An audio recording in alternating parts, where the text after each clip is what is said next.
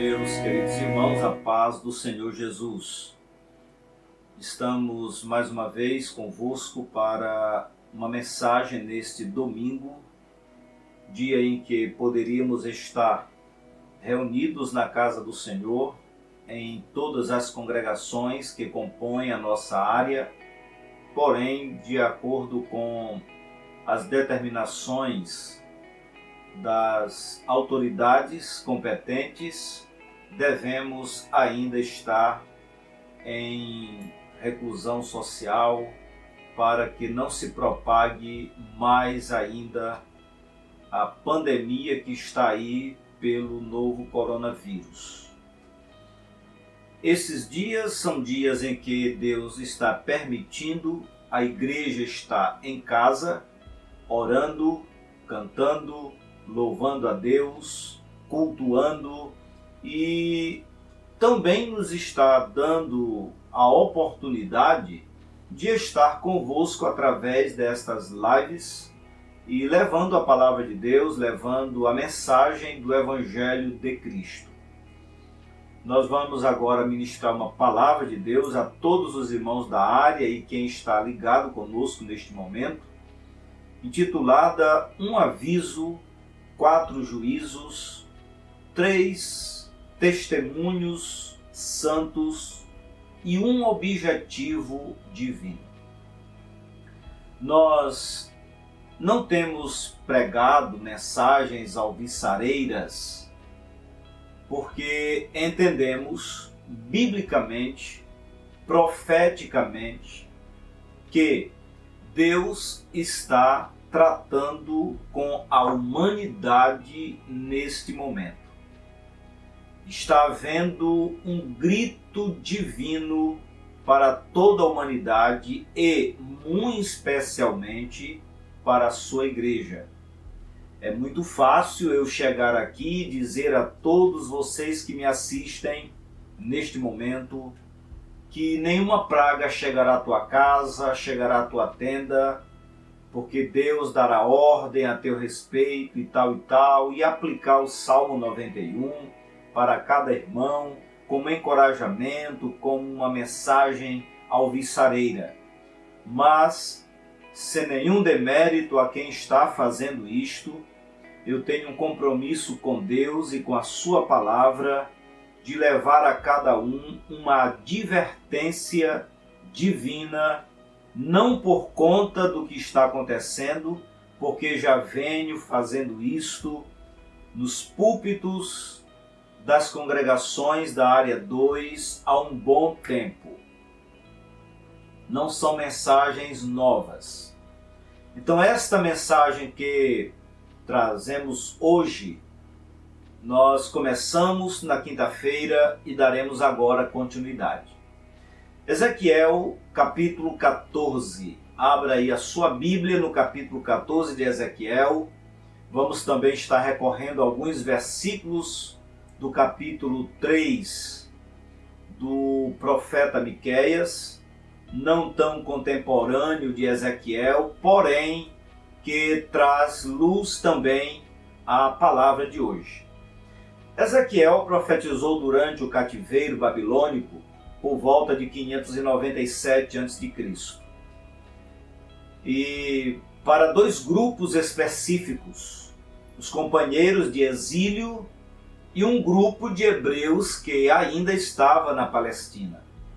Ele denunciava Israel como a casa rebelde que cairia por conta da sua própria desobediência. Na profecia, Jerusalém seria julgada, porém não se converteria ao Senhor, dando assim razão ao juízo divino sobre toda a terra de Israel e Judá. Sempre que Deus tem um juízo iminente a trazer sobre o seu povo ou uma nação, ou até mesmo o planeta Terra, ele avisa e conclama o povo a se converter a Deus. Deus nunca permite uma peste, uma praga, um juízo sem aviso. Na época de Ezequiel não foi diferente ele e outros foram usados por Deus para advertir a nação que entraria em iminente juízo, para avisar que as nações estrangeiras seriam usadas por Deus como chicote opressor, também elas seriam julgadas, e para enfatizar que Deus não envia juízo sem resultado. Sempre que Deus tem um juízo, ele visa um resultado proveitoso. Assim sendo, depois de castigado, Israel seria restaurado e prosperaria diante de Deus. Não precisamos entender que toda vez que Deus decide punir as gentes, ele tem seus motivos e objetivos. Olhando cuidadosamente para o capítulo 14, vamos perceber que ele registra o aviso divino com advertências sérias. Nele, Deus expõe suas 4 formas de julgar as nações. Dá testemunho de 3 servos que viveram com integridade, indicando a possibilidade que há de ser fiel, e mostra que todo juízo visa a correção dos homens e glória a Deus. A razão de tal julgamento estava clara. O povo havia se alienado de Deus. Está no versículo 7 do capítulo 14 de Ezequiel. Criado para si deuses estranhos, encontramos no versículo 3. O povo havia contratado profetas que predissessem coisas boas aos seus ouvidos, também no versículo 7. Havia contrariado ao Senhor, encontramos isto no versículo 8, a ponto de o Senhor os confundir, versículo 9. Isso provocou sobremaneira a ira de Deus. Então, primeiro ponto desta reflexão, um aviso oportuno. Primeiro ponto deste aviso, versículo 6 diz: convertei-vos a Deus.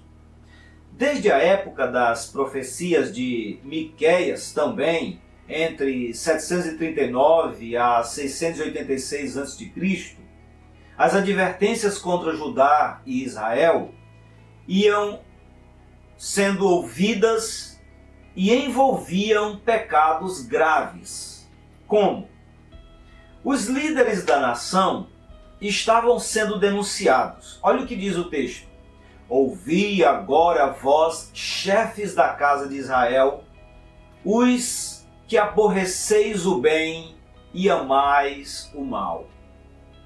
Os que arrancam do meu povo a pele e a carne de cima dos seus ossos, que comeis a carne do meu povo e lhes arrancais a pele, lhes esmiuçais os ossos, e os repartis como para a panela, não com carne no meio do caldeirão. Miqueias capítulo 3, versículos 1 em diante. Isso se agravou mais quando o profeta expôs o que acontecia em todas as instâncias do poder.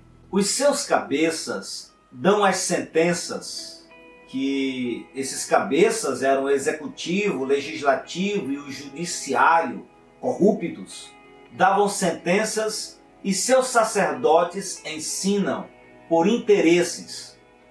Os sacerdotes eram líderes religiosos, mercantilistas, e os seus profetas adivinham por dinheiro, ou seja, suborno e sonegação da bênção.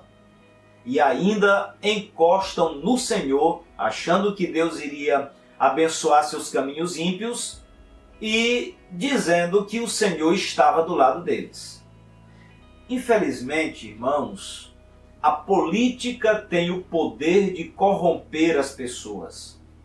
Nos dias de Miqueias, os líderes políticos conseguiam corromper os juízes, os sacerdotes e os profetas. Eu lhe pergunto, e nos nossos dias, não está exatamente assim? Homens que fazem as leis corrompendo-se.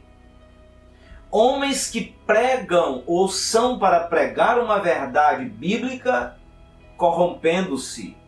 E profetas sendo vendidos. Profecias sendo compradas. Pessoas que correm atrás de profetas para ouvir o que desejam ouvir. E lhes agradam, lhes compram, lhes subornam. No versículo 7 do capítulo 14 de Ezequiel, dá a seguinte expressão: qualquer homem que se alienar de mim e levantar os seus ídolos dentro do seu coração. Veja que expressão.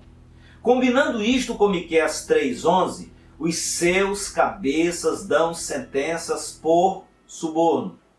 Dá para se deduzir que o Deus deles era o dinheiro e que o dinheiro, havia tomado o lugar do Deus eterno em todas as instâncias de poderes daquela nação. Em nossos dias não é diferente. São muitas as pessoas que são dominadas pelo dinheiro por terem feito dele seu Deus. Mamon é um ídolo que tem muitos seres humanos aos seus pés todos os dias. A terceira coisa, abandonai todas as vossas abominações. Versículo 6 ainda. Nos versos 4 e 5, Deus diz: eu mesmo responderei aos profetas que por interesse próprio dizem ao meu povo que está tudo bem. Sabe, é bonito dizer: nenhum mal te sucederá, praga nenhuma chegará à tua tenda. O que não é tão fácil dizer é que essa é uma promessa espiritual para os que estão guardados em Cristo Jesus, ou no esconderijo do Altíssimo. Esse em é dentro de, envolvido por. Se a pessoa está de fato no Senhor, é muito fácil lhe dizer: nenhum mal te sucederá. Mas eu vou saber quem é que está vivendo no Senhor, escondido no Senhor. O Altíssimo, onde a pessoa deve estar escondida, ou seja, guardada, é num lugar escondido nele, em Deus, onde só Deus sabe, onde só Deus tem acesso.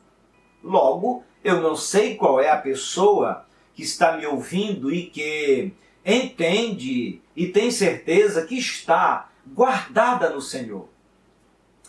Aquele que lhe é fiel tem essa promessa à sua disposição. Já de algum tempo a igreja militante tem se afastado de Deus, mesmo estando superlotando grandes templos. O pecado campeia e já não é mais encarado como pecado. Cada um quer, em família, resolver seus problemas espirituais, como que a liderança eclesiástica não seja instituída por Deus para tratar de suas vidas. Há muita gente escondendo suas vidas pecaminosas, enfim, enchendo templos, dando glória a Deus e com o coração longe de Deus. Pessoas vivendo em pecaminosidade, casando-se, dando-se em casamento, sem nenhum critério espiritual, como se fizesse parte apenas da sociedade civil e não também da sociedade religiosa.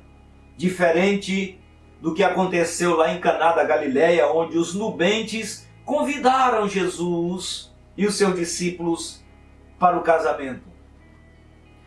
Vale lembrar do que está no capítulo 15 de Lucas, que conta 3 histórias. Um filho que estava em casa, tinha tudo à sua disposição, abandonou a casa, foi e viveu dissolutamente lá fora, mas sabia que estava perdido, lembrando-se de casa e do pai, caiu em si, se levantou, acertou o caminho de volta e chegou em casa. Uma ovelha que saiu para o pasto e, voltando para casa, se perdeu. Sabia que estava perdida e não acertou o caminho de volta. Mas conta também uma terceira história, uma dracma que não saiu de casa, se perdeu dentro de casa, não sabia que estava perdida e, para ser achada, a casa teve que ser diligentemente varrida com o auxílio de luz para poder ser encontrada. Queridos, o mundo está zombando de Deus, escarnecendo de Deus, ridicularizando Deus e os objetos de culto. Só que os homens sem Deus vivem, em parte, na ignorância. Contudo, o cristão tem o dever de agradar a Deus em tudo. Aquilo que os homens fazem contrário ao que o Senhor ordenou, gera uma conta e um dia essa conta chega. Deus conclama os homens a abandonarem as suas abominações e a se dobrarem aos seus pés. Deus não os obriga, mas adverte através da sua palavra que nunca deixou de ser pregada por servos fiéis. Como os homens não atendem, Deus resolve dar alguns avisos. Dizem alguns veteranos que desde a Segunda Grande Guerra Mundial, o mundo ainda não havia sido abalado em toda a sua estrutura, em tão pouco tempo como está sendo agora com o surgimento do vírus Covid-19. Apenas um vírus invisível e cruel abalou bolsas de valores, estrutura de governos, até agora em quase 150 nações, países, grandes potências mundiais, economias estáveis e agora instáveis, aviações, grandes empresas, organizações civis e militares, etc. Ainda não é o sacudir de Deus, nem o fim do mundo. É apenas Deus chamando a atenção dos homens para dizer que Ele está no trono, que as coisas estão sob o controle dEle e quando Ele quiser, Ele mesmo trata com os seres humanos. Caso estes não atendam, Deus tem, segundo o capítulo 14 de Ezequiel, 4 formas de punir os moradores da terra. Versos 13, 15, 17 e 19. Primeira, com a fome. Versículo 13. Veio ainda a mim a palavra do Senhor dizendo: Filho do homem, quando uma terra pecar contra mim, cometendo graves transgressões, estenderei a mão contra ela e tornarei instável o sustento de pão. E enviarei contra ela a fome, e eliminarei dela os homens e os animais, ainda que estivessem no meio dela estes 3 homens, Noé, Daniel e Jó. Eles, pela sua justiça, salvariam apenas as suas próprias vidas, diz o Senhor Deus. É claro que o profeta está falando atinente ao povo de Israel, contudo, pode ser aplicada a palavra a qualquer nação, em qualquer data, a qualquer tempo. Deus não está marcando tempo, nem dizendo que só aconteceria isso com aquele povo lá e então. A palavra de Deus é e pode também acontecer aqui e agora. Dá, por exemplo, para você imaginar e calcular um caos que pode se instalar numa nação como a nossa, com 211 milhões de pessoas, se os estados continuarem parados, se as pessoas saudáveis não voltarem brevemente ao trabalho e se as empresas não voltarem a funcionar. Você imagina a recessão, o desemprego, as perdas na agricultura, nos financiamentos, etc. É preciso que nós, enquanto Igreja de Cristo, coloquemos os joelhos no chão, como diz segundo Crônicas 7,14, e nos humilharmos, orarmos, buscarmos a face do Senhor, nos convertermos para que Deus se agrade de nós e sare a nossa terra. Esta é a única solução espiritual, não existe outra. O restante é com o governo e seus estudos habilidosos para salvar a nação. Segundo, com bestas feras, versículo 15. Se eu fizer passar pela terra bestas feras, e elas assolarem, que fique assolada e ninguém possa passar por ela por causa das feras, tão certo como eu vivo, diz o Senhor Deus, ainda que esses três homens, Noé, Daniel e Jó, estivessem no meio dela, não salvariam nem a seus filhos nem as suas filhas. Só eles seriam salvos e a terra seria assolada. A terceira coisa é a espada, versículo 17. Se eu fizer vir a espada sobre a terra e disser, passa pela terra, e eu eliminar dela homens e animais, tão certo como eu vivo, diz o Senhor Deus, ainda que esses três homens, lembrando, Noé, Daniel e Jó, estivessem no meio dela, não salvariam nem a seus filhos, nem as suas filhas, só eles seriam salvos. A quarta coisa é a peste. Versículo 19. Ou se eu enviar a peste sobre a terra e derramar o meu furor sobre ela, como para eliminar dela os homens e animais, certo como eu vivo, diz o Senhor Deus, ainda que Noé, Daniel e Jó estivessem no meio dela, não salvariam nem a seu filho, nem a sua filha. Pela sua justiça, salvariam apenas a própria vida. Agora você imagine se Deus mandar a fome, a espada, as bestas feras e a peste. A peste está aí, o novo coronavírus, abalando o mundo. E o mundo de quarentena. Depois disso, a probabilidade de vir a fome e o desemprego é enorme. Meus queridos, o governo pode dar paliativos, pedir empréstimos, socorrer financeiramente, mas a praga, para sair, é preciso nossos joelhos se dobrarem diante de Deus. Essa é uma causa que veio para despertar a Igreja de Deus. Se nós orarmos, Deus irá abençoar a nação e o mundo.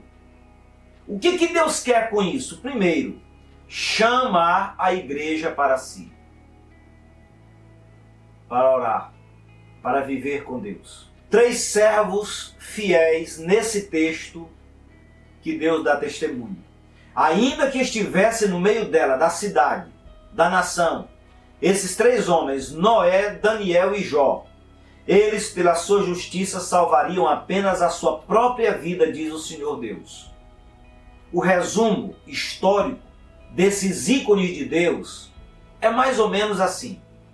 Homens que, pela fé, transformaram a desgraça total em vitória deslumbrante na sua geração. Noé foi preservado do dilúvio em meio à geração corrompida dos seus dias, onde o próprio Deus testemunha sobre ele, dizendo: justo. Daniel, em meio aos perigos que lhe cercavam como exilado, assumiu um compromisso de ser fiel ao seu Deus e tornou-se conselheiro de vários reis, mantendo-se fiel. E Jó, cujo livro conta a sua história em forma poética, perdera bens, filhos, saúde, sendo ainda alvo das tentações de Satanás, desprezo dos homens, permaneceu íntegro ao Senhor. Noé, versos 14 e 20. Quem foi esse homem? Como ele viveu em sua geração e o que ele fez que agradou a Deus? Importante lembrar que na época de Noé não havia Bíblia Sagrada escrita. A lei era na consciência, era a natureza, era a criação. Não havia congregação organizada como você tem, nem liturgia de culto. Contudo, Noé viveu como um verdadeiro cristão, ouvindo a voz de Deus e servindo. Assim, tinha atitudes justas diante de Deus e dos homens, era portador de um caráter reto e perfeito, desfrutava de um excelente testemunho em sua geração que, diga-se de passagem, era uma geração corrompida pelo pecado a ponto de o próprio Deus dizer: o meu espírito não contenderá para sempre com o homem, pois este é carnal.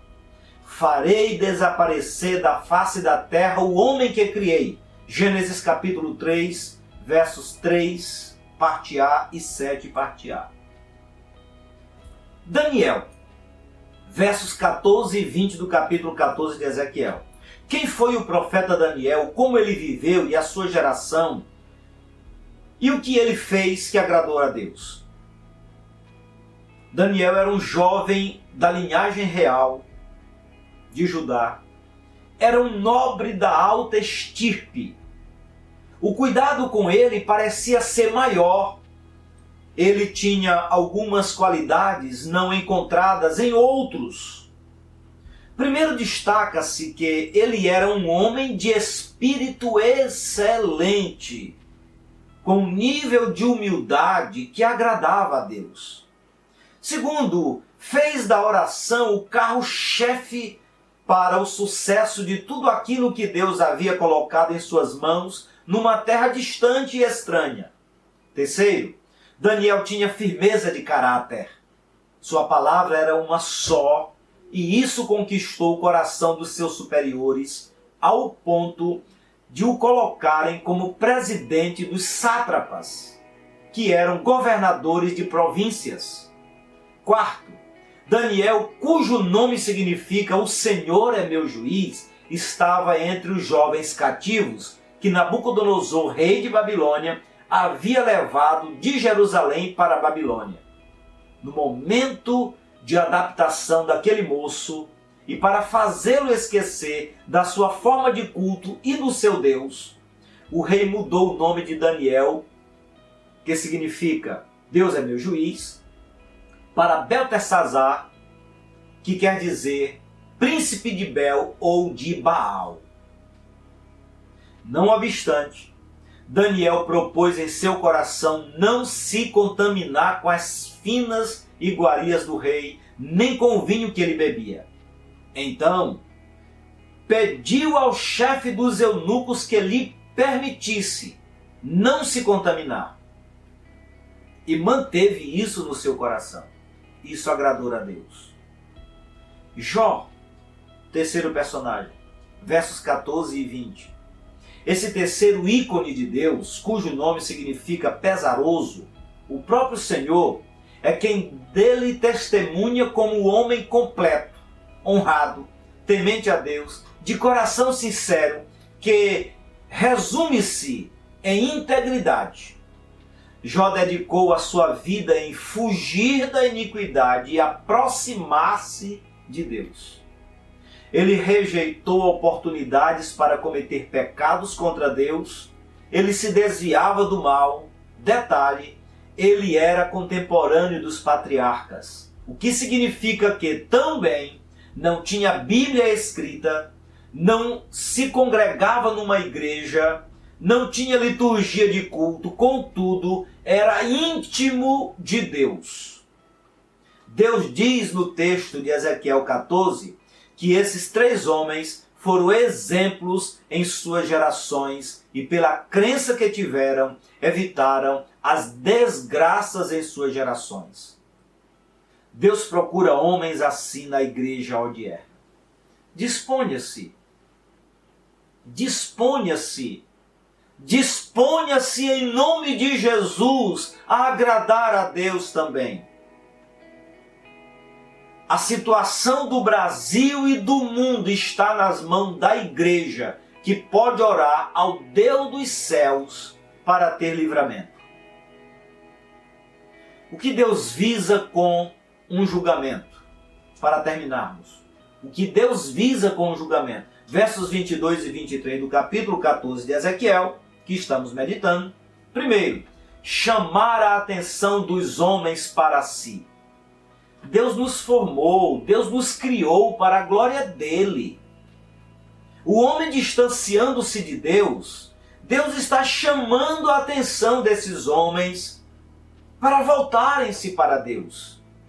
Volto a dizer, Deus não precisa, como Deus que é, lançar mão de situações adversas para ter a humanidade aos seus pés.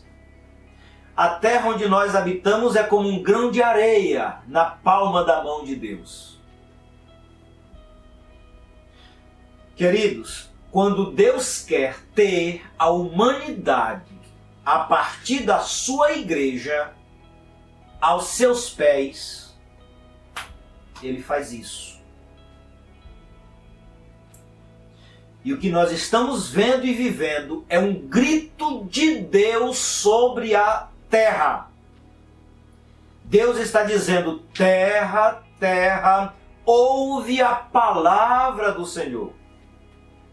Segunda coisa, o que Deus quer com isto? Corrigir o povo desobediente. Seja desobediente por ação, que é a questão dos ímpios que estão escarnecendo de Deus, ou por omissão, que é o caso da igreja militante.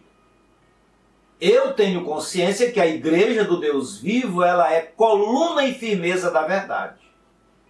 Ela está fazendo o seu papel. Ela está agora orando, consagrando, jejuando, indo aos pés de Deus para resolver os nossos problemas.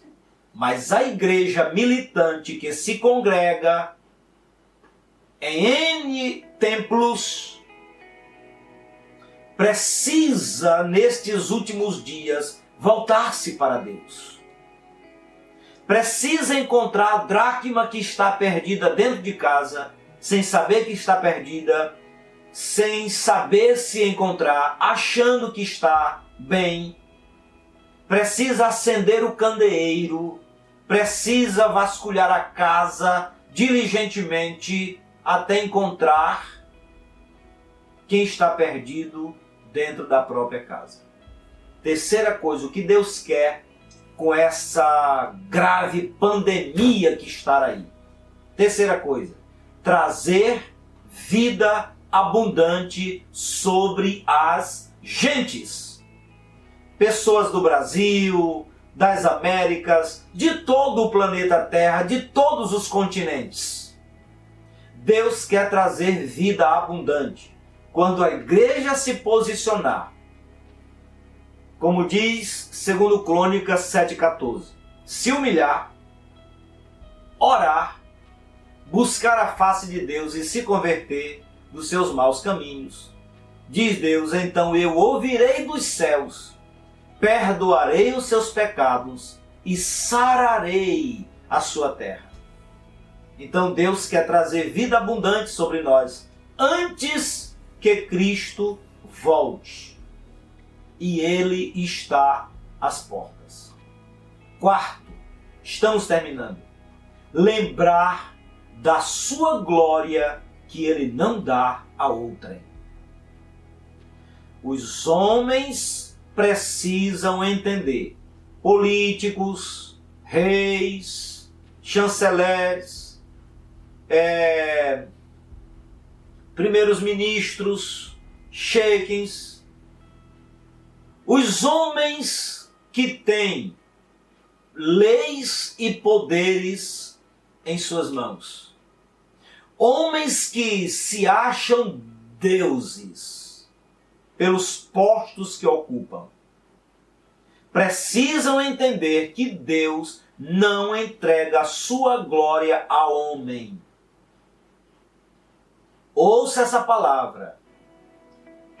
Quando Deus traz uma epidemia ou pandemia ou peste como essa sobre a terra, quando Deus permite que venha, Deus está dizendo, eu estou no trono, eu governo as nações, eu sou Deus, eu sou Senhor, eu não entrego a minha glória a homem. Você que está me vendo, me ouvindo, dobre-se diante de Deus. Seja político, seja governos, seja prefeitos, seja juízes, sejam autoridades superiores, dobre-se diante de Deus. Ele é Deus, Ele é Senhor. Eu, enquanto ministro do Evangelho de Cristo, eu não posso me eximir de pregar essa palavra. Eu tenho entendido que o que o mundo precisa ouvir, o que o Brasil precisa ouvir, e a igreja, hoje, não é nenhum mal te sucederá. Porque a praga que está aí, ela pega em qualquer pessoa que não se cuidar. Ninguém está livre. Ninguém. Deus está dizendo, dobre-se diante de mim, porque se o homem não se dobrar diante de Deus enquanto tem vida, cumpre-se o que está em Filipenses. Diante dele todo joelho se dobrará e toda língua confessará que Jesus Cristo é Senhor, para a glória de Deus Pai. Então, seja qual for o teu posto, ore, se dobre diante de Deus, a começar da igreja do Senhor Jesus. Espalhe isso para quem você puder, porque essa é a realidade. Nós estamos vivendo tempo profético e Deus não está brincando com a humanidade. Estamos tratando de coisa séria. Que Deus te dê um início de semana abençoado. Que Deus traga uma semana alvissareira para a nação brasileira. Que esse mal comece a se dissipar de sobre a nossa nação e o mundo inteiro. Que Deus dê graça a você e a sua família. Que Deus leve saúde à tua casa. Que Deus leve dias bons, dias melhores. Igreja, continuemos orando para que não haja desemprego, recessão, fome, trazidos como resultado dessa peste que se instalou sobre o mundo. Deus te abençoe, que a paz de Deus, que excede a todo entendimento, guarde o teu coração, guarde a tua vida, guarde a tua alma em Cristo Jesus, o nosso Senhor. Brevemente estaremos juntos no templo, cultuando ao Senhor nosso Deus. Que Ele te abençoe e te guarde hoje e sempre. Amém.